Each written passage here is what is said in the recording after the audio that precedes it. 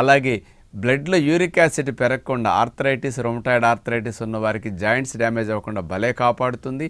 Memory cells ఏవైతే ఉన్నాయో ఆ మెమరీ సెల్స్ని ప్రొటెక్ట్ చేయడానికి జీడిమామిడి పండు అద్భుతంగా ఉపయోగపడుతున్నదట.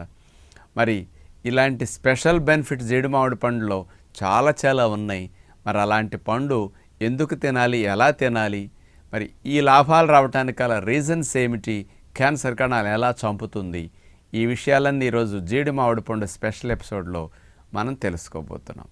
ఇక మొట్టమొదటి లాభం తీసుకుంటే ఈ జీడిమామిడి పండులో ఉండే ఫైటో కెమికల్స్ ముఖ్యంగా క్యాన్సర్ కణాల లోపల శక్తిని ఉత్పత్తి చేసే కేంద్రాలైన మైటోకాండ్రియల్ మెంబ్రెయిన్స్ని నాశనం చేసేసి క్యాన్సర్ కణం చనిపోయేటట్టు చేస్తుందట. అంటే ముఖ్యంగా మైటోకాండ్రియన్ ఎనర్జీ ప్రొడక్షన్ కదా, ఎనర్జీ